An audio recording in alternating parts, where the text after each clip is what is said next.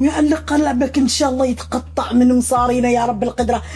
يا الله ذاك الهواري والكيدر اللي سويتيه. أقول لك أبو العيال، أنا بغيت أطلب منك طلب. يعني بغيت أفصل عباية غالية كلها 20 ريال. عباية ب20 ريال؟ وانا ديجاشتي هذه ما تسوى حتى 200 بيسة. وليش؟ وحالموه يعني كوني مثل الحريم الاوليات اللي بعباية واحدة ولحاف متشرخ وصبري. وبعدين انت ايش؟ ها؟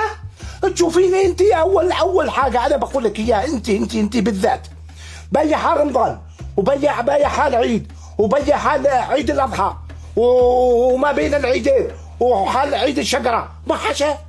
زين أنا ما قالت شيء. وبعدين والله يا الملك هذا انا بقول لك اياه من تو، اذا ما حطيت لك عبوه ناسفه في شنطه طنطك وتروحوا عند الخياط هتنفقري انت والخياط. نعم وانا ابو الغضب. ما اعرف هذا مين دق الباب، اروح اشوفه وانا ابو الغضب. السلام عليكم. وعليكم السلام ورحمه الله وبركاته. أخي ممكن تساعدني؟ يومين ما ماكلة. يومين ما ماكلة؟ يلا حرام، اي والله حرام. عن الكوكابانا هذه لو قالوا لي هي اكتبها باسمك بكتبها حالش. بيت ابو الغضب مفتوح حالش، تعالي ليل نهار صبح وليل افتح لك اياه ملجأ مو تطلب. يطلع من خاطرك. يطلع من خاطري واجد. تعالي كل يوم حط لك هنا ثلاجة مال سلسبيل هتشربي منها يوم تعطشي. نعم هنا تعالي كل يوم. يا الله دوش.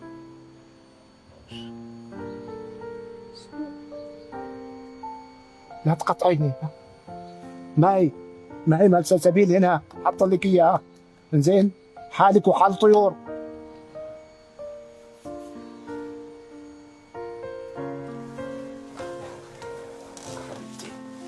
يا الله الدنيا لو انها قصيرة بس حلوة. أسألك من هذه البنية اللي برا ومن هذه ومو تبغى واشوفك تضحك معاها وبعدين كأنك أعطيتها شيء ما أعطيتها. شوفي الابتسامة في وجه أخيك صدقة. هذه واحدة مسكينة يعني قطعت قلبي. يعلق قلبك ان شاء الله يتقطع من مصارينا يا رب القدرة. يتقطع قطعة كأني اشوفها تو ينزف. قلت لك كم اعطنها؟ ما أعطتها شيء يعني أنا يعني 30 ريال. حرام عليك. انا اطلبك 20 ريال حل عباية وانت 30 ريال تعطيها. 30 ريال يا رجاية حسبي الله عليك ونعم الوكيل. 30 ريال تقولها مرة بكل انبساط. اسمعني زين، اسمعني يا ابو الخض، بتوديني افصل عبايتين وكل واحدة 50 ريال وبيطلعن من مصارينك وعندنا مصارينك ان شاء الله يتقطعني يا رب العالمين. سامع ولا لا؟